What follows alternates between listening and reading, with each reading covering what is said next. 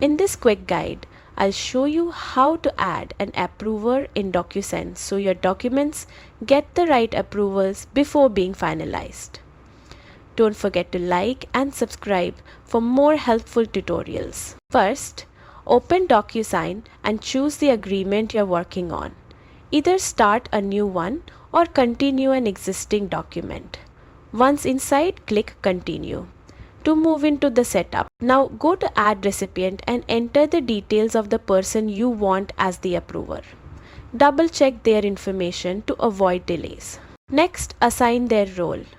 Drag the Approve field onto your document where you need their approval. Then, make sure that this field is assigned to the approver you just added. This ensures the document routes to the right person. And that's it!